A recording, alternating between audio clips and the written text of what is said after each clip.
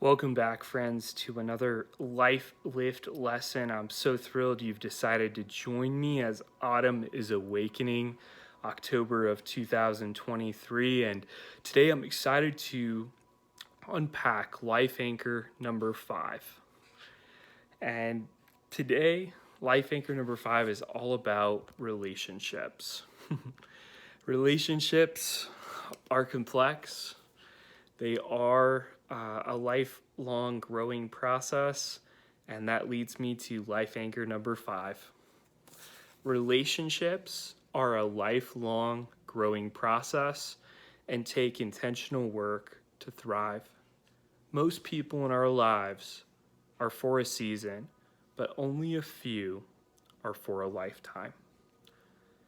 Maybe you've wondered in relationships in your life, whether it's family, it's friends, coworkers, there's different levels of association, and you've maybe struggled, you've maybe confused.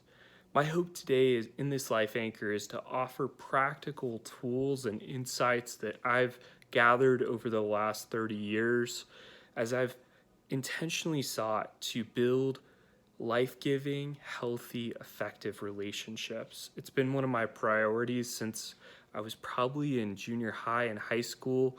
I've been learning, I've been growing, I've been failing forward. And just as a disclaimer on the front end, I'm not coming to you as a master or someone who is arrived. I'm coming as someone who's growing, someone who's looking for new insights to be better, because I know I always have room for growth. And that's why I stated at the beginning of this life anchor that relationships are a lifelong growing process, and they do take intentional work to thrive. So I want to give some tools that I've discovered that I use to do that intentional work.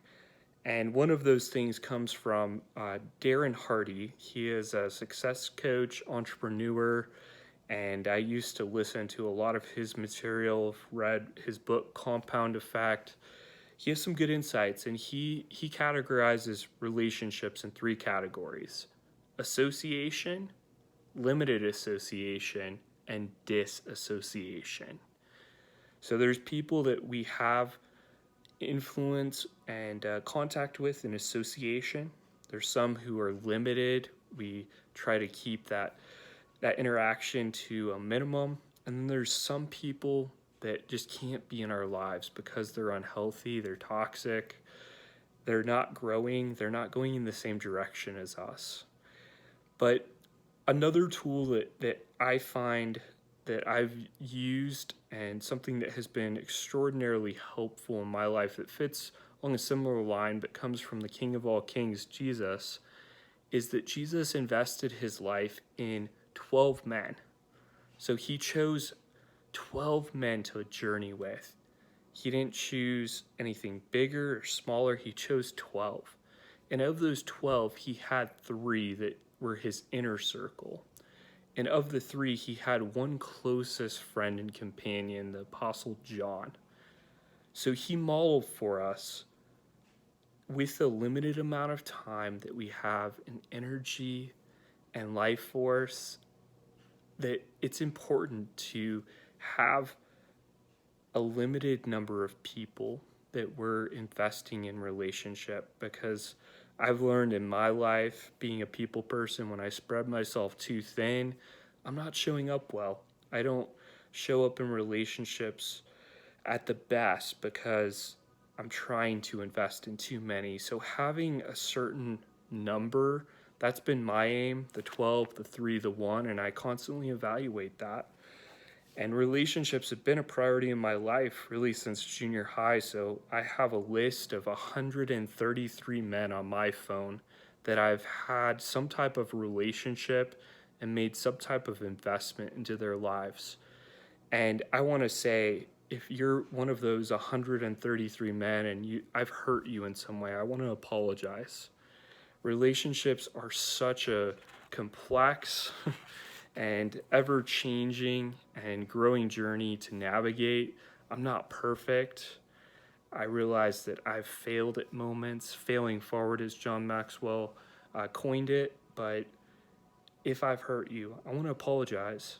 And one thing I've discovered is that most relationships in my life aren't for a lifetime, they're for a season. Most people in our lives are for a season, they're not lifelong. And as creatures of habit, we long for stability. And especially when someone is showing up strong, we gravitate towards them. We want them in our lives. But relationships are a two-way avenue. It takes investment of both parties for it to work well. And relationships flux, seasons change, people get married, people move out of state, people have different hardships and adversities, and not everyone's built the same to walk with them in that journey. And that's okay. Learning to embrace that most people will not be in our lives forever, I've found, is a healthy understanding of maturity, so I can invest well and not hold on to, not cling to people and not suck the life out of them, but invest and give. Being a radical giver, that is one of the biggest principles to have thriving relationships, is being a radical giver and also learning to receive.